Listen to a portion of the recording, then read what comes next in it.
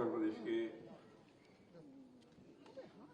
बहुत ही डायनेमिक और effective leader उप मुख्यमंत्री श्री विजय सिंह पाठक, यहाँ की महापौर श्रीमती सुषमा जी खरगोवाल और अध्यक्ष स्व वित्त पोषित विद्यालय प्रबंध समिति श्री आनंद जी द्विवेदी, सदस्य विधान परिषद श्री मुकेश शर्मा, सदस्य विधान परिषद श्री रामचंद्र जी प्रधान, सदस्य विधान परिषद श्री पवन सिंह, सदस्य विधान परिषद श्री अवनीश सिंह, महासचिव श्री आलोक जी पांडे, संरक्षक श्री के जी दुबे, उपाध्यक्ष श्री रितेश जी श्रीवास्तव, कोषाध्यक्ष श्री अंकित उपाध्याय, श्री जनाब अजीज खान उपाध्यक्ष, श्री प्रमिल चौधरी सचिव, श्री लालमणि यादव सचिव, श्री रवि भारद्वाजी सचिव, जो मंच का संचालन कर रहे हैं राहुल सेन जी सक्सेना, श्री अनिल जी अग्रवाल, और इस सभागार में मौजूद सभी सम्मानित देवियों व सज्जनों, एक लंबे समय के बाद आप सबके साथ मेरा मिलना हो रहा है। 2014 में आपके अध्यक्ष आनंद जी ने कोई एक कार्यक्रम किया था। उस कार्यक्रम में आप सबके बीच मुझे उपस्थित होने का, आप सबके विचारों से अवगत होने का अवसर प्राप्त हुआ था और वहां पर मैंने कुछ 2-4 बातें आप लोगों से की भी थी। मैं यह मानता हूं कि स्व वित्त पोषित जो शैक्षणिक संस्थान है, शिक्षा के क्षेत्र में उनका बहुत बड़ा योगदान है। उस योगदान को कोई ताकत नकार नहीं सकती है।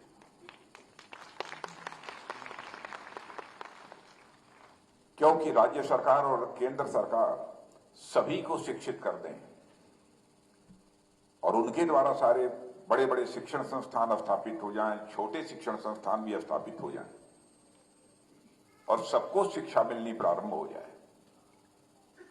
यह कोई आसान काम नहीं है। यह बहुत ही दुष्कर कार्य है।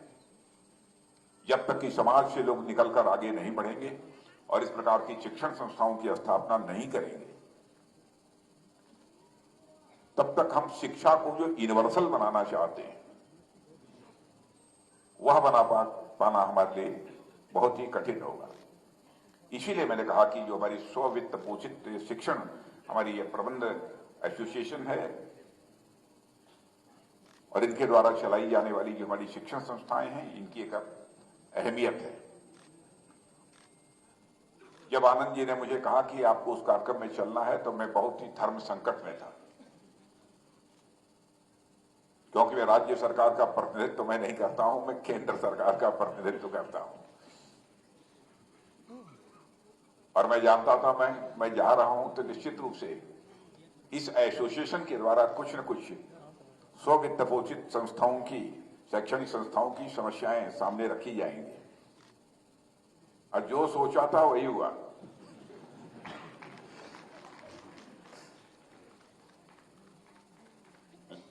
लेकिन मैंने भी धीरज बांधे रखी, क्योंकि ब्रजेश पाठक जी मेरे दाहिने तरफ बैठे थे।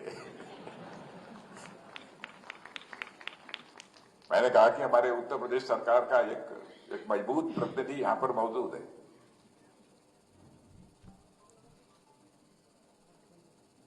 आपकी जो समस्याएं हैं, मेरा मानना है कि ये समस्याएं शासन तक पहुंचनी चाहिए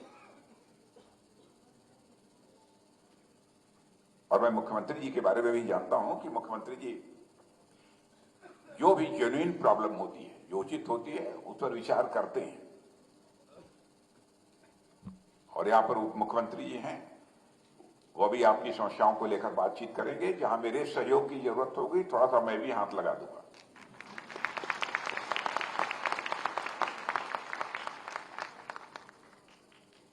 क्योंकि जैसा मैंने कहा कि सर्वसुलभ शिक्षा हम प्रदान करना चाहते हैं तो बिना आपके गाड़ी आगे नहीं बढ़ने वाली है और जिस प्रकार का हम समाज निर्मित करना चाहते हैं, सभ्य, सुशिक्षित, ज्ञान युक्त, संस्कार युक्त, अभावों में यह काम नहीं हो सकता। अभावों में मस्तिष्क की सक्रियता और मस्तिष्क की निष्पक्षता जिस हद तक होनी चाहिए वह कायम नहीं रखी जा सकती है, और यह बहुत बड़ी चुनौती है। इसलिए उस संकट से आप निकलें, इसके लिए प्रयत्न हमारे विदेशी विशेष रूप से करेंगे, लेकिन मैं परमात्मा से भी प्रार्थना करूंगा कि वो आपकी मदद करे।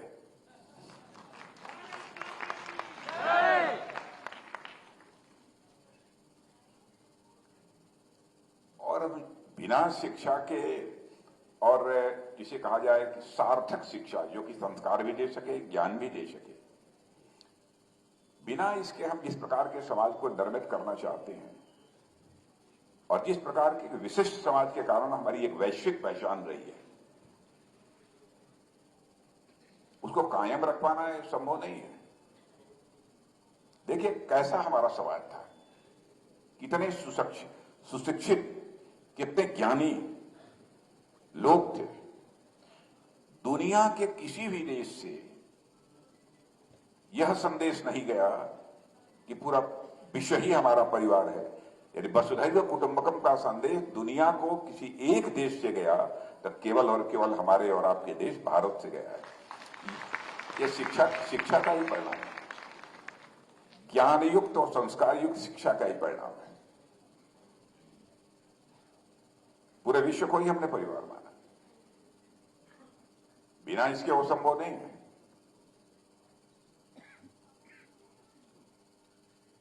और आज मैं बतलाना चाहता हूं, आज भारत की आर्थिक स्थिति थोड़ी बीच में लड़खड़ा रही थी तो हम दुनिया के गरीब देशों की कतार में खड़े थे। और जो आर्थिक दृष्टि से बहुत कमजोर होता है उसको भी लोग जल्दी मान्यता नहीं देते, उसको तवज्जो जो मिलनी चाहिए वो नहीं देते हैं। लेकिन आपने देखा कि आज भारत यदि आर्थिक दृष्टि से भी धीरे धीरे ताकतवर हो रहा है, जो आज के 10 वर्षों पहले दुनिया की टॉप 10 कंट्रीज में 10वें स्थान पर खड़ा था, 9 महीने के अंदर ही जंप लेकर वो 5वें स्थान पर आ गया।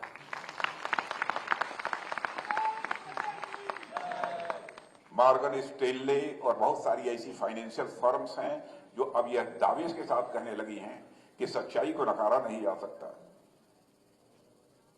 2027 आते आते, 2027 के अंत तक नहीं, 2027 आते आते अर्थव्यवस्था के आकार यानी इंडियन इकोनॉमी के मामले में भारत दुनिया की टॉप 3 कंट्रीज में आकर खड़ा हो जाए। और एक ने तो यह सीमा तक कहा है, यहीं तक क्यों सोचते हो, आजादी के 100 वर्ष पूरा होते होते भारत विश्व की एक डेवलप्ड कंट्री के रूप में खड़ा हो जाएगा, यानी आर्थिक दृष्टि से भी महाशक्ति बन सकता है।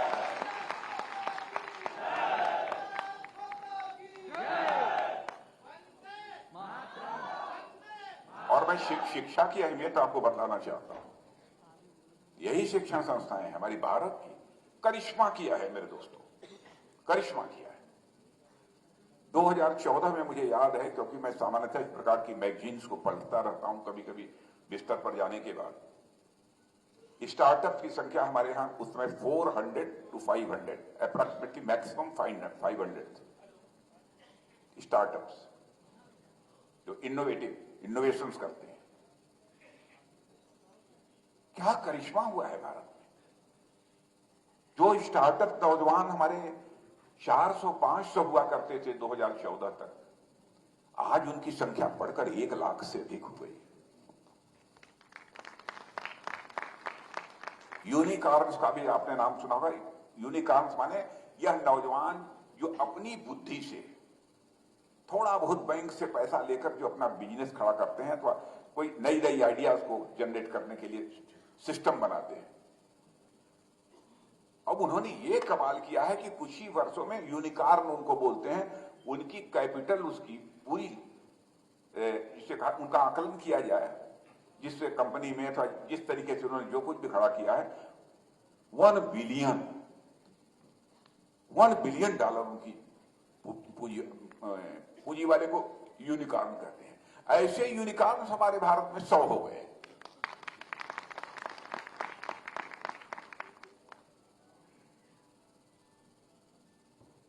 तो शिक्षा का ही करिश्मा है ना।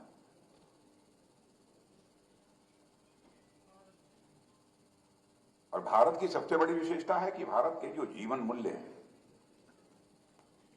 उन जीवन मूल्यों के प्रति दुनिया के देशों में भी आकर्षण पैदा हो रहा है। अच्छा ये बताइए, यदि आकर्षण न पैदा होता तो भारत में आकर हरे रामा हरे कृष्णा क्यों करते?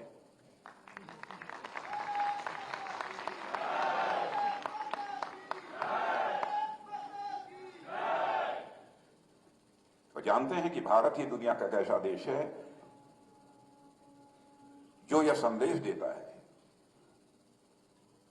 कि मनुष्य को जीवन में सुख और शांति केवल धन से ही प्राप्त नहीं हो सकती, धन के अतिरिक्त भी कुछ चाहिए। इसीलिए हमारे देश के ऋषियों और मनीषियों ने कहा, धनाद धर्म तथा सुखम। जहां धन और धर्म दोनों का समन्वय है, वही सुख है।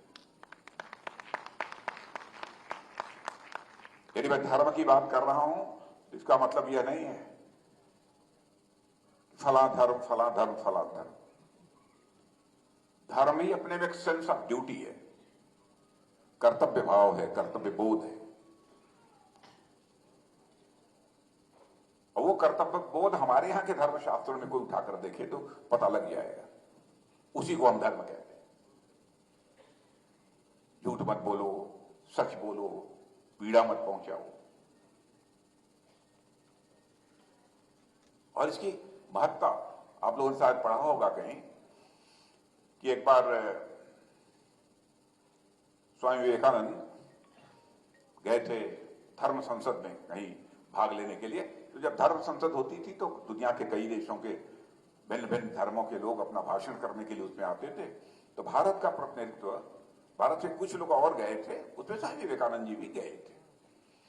तो उन्होंने अपना ढीला ढाला वस्त्र पहन रखा था और सिर पर एक साफा बांध रखा था।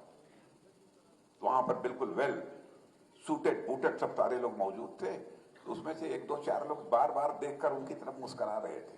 बताइए, इंटरनेशनल धर्म संसद को संबोधित करने के लिए ये आए।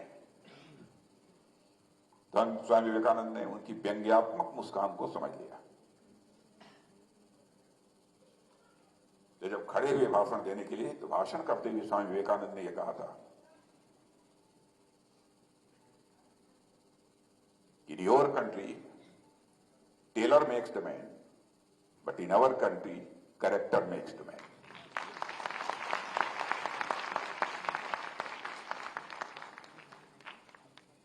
यह भारत है, यह भारत है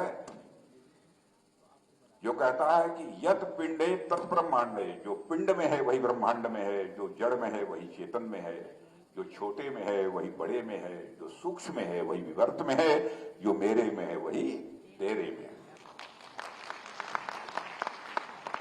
ये भारत, ये कहां की शिक्षा है? भारत की शिक्षा है, कहां की? और इस शिक्षा की निरंतरता लगातार चलनी चाहिए। मैं मानता हूं कि जो शिक्षण संस्थाएं आप चला रहे हैं वो बाधाओं से जहां तक अधिक से अधिक हो सके वो मुक्त होनी चाहिए, इसमें कोई दो राय नहीं है। हालांकि साथ यह भी सच है कि शासन का हस्तक्षेप तो किसी न किसी सीमा तक रहता ही है। और आप लोग भी महसूस करते होंगे किन्हीं न किन्हीं मामले, बहुत ज्यादा तो नहीं रहना चाहिए, लेकिन किन्हीं न किन्हीं मामलों में आवश्यक भी होता है। और मैं सच बताऊं, मैं शिक्षा मंत्री रहते हुए बहुत ही ड्रेस्टिक डिसीजन मैंने लिया था। और मैं जानता हूं हमारे प्रिंसिपल सेक्रेटरी उसमें कर्नल सिंह जी थे, आज भी वो जिंदा हैं, वो स्वस्थ हैं थोड़े, लेकिन उस समय से वो पूरे आज भी हमसे जुड़े हुए हैं, वैसे पूरा परिवार जुड़ा हुआ है। उनके लिए भी चौंकाने वाली घटना थी। और उस समय हमारी 39 साल की उम्र थी।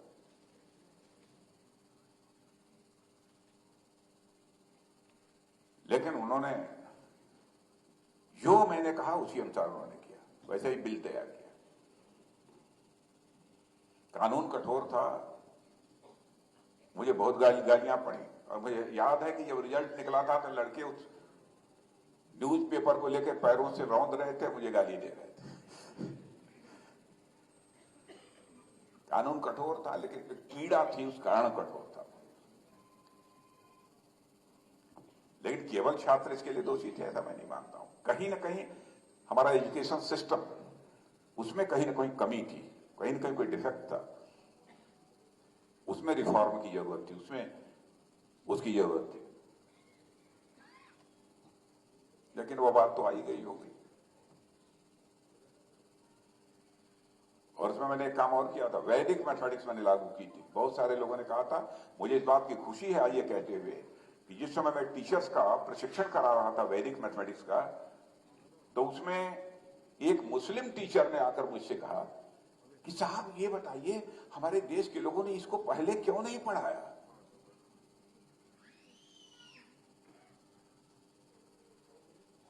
लेकिन हर चीज को लोग जाति, पंथ और मजहब से जोड़ देते हैं, विडंबना है। और यही वैदिक mathematics London school of economics में पढ़ाई जाती है, सब पढ़ते हैं, हर मजहब के लोग पढ़ते हैं।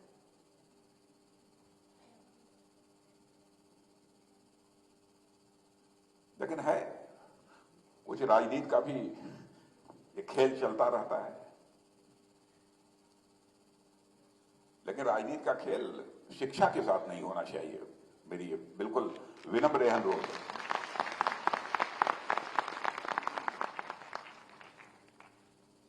और ऐसी राजनीति करने वाले लोगों को राजनीति का अर्थ भी समझना चाहिए। राजनीति, यह दो शब्दों को मिलाकर बना हुआ है, राज और नीति। नीति यह संस्कृत के नए धातु से बना है जिसका अर्थ होता था ले जाना, टू कैरी आउट। ऐसा राज, ऐसा पॉलिटिकल सिस्टम जो समाज को सन्मार्ग की ओर ले जाने का काम करे, उसे ही हम राजनीति कहते हैं। लेकिन विडंबना यह है कि राजनीति शब्द अपना अर्थ भी खो चुका है, अपना भाव भी खो चुका है। आप सभी प्रबंधक यहां मौजूद हैं, मैं तो ईश्वर से प्रार्थना करता हूं कि ऐसे हालात पैदा हों, हमारी एजुकेशन सिस्टम, हमारी शिक्षा व्यवस्था ऐसी हो, इस प्रकार की शिक्षा लोगों को मुहैया कराने के लिए सहयोग भी शासन का इस प्रकार का हो, ताकि ऐसे लोग यहां खड़े हों हमारे देश में, जो इस राजनीति शब्द को भी सार्थक बना सके, इसको भी सार्थक बना सके, इसके अर्थ को, इसकी सार्थकता को सिद्ध कर सके। आज आप लोगों से मिलकर भाषण होगा तो बहुत लंबा हो जाएगा, लेकिन आप लोगों से मिलकर मुझे खुशी हुई। और मैंने पहले कह दिया कि ब्रजेश जी आए हैं इसलिए सब देखेंगे, लेकिन मैं भी थोड़ा, लेकिन 2-3 महीना मैं उलझा बहुत रहूंगा, मैं बता दूं ईमानदारी से। आप लोगों ने देखा होगा राजनीति में रहकर भी मैं जल्दी आश्वासन नहीं देता। आप पुराने लोगों को शायद मालूम होगा, मैं अपना चुनाव लड़ता हूं तब भी आश्वासन नहीं देता। मैं कहता हूं ईश्वर हमारे अंदर वह शक्ति दे परमात्मा, ताकि हम आपकी अपेक्षाओं की कसौटी पर खरे उतर सकें।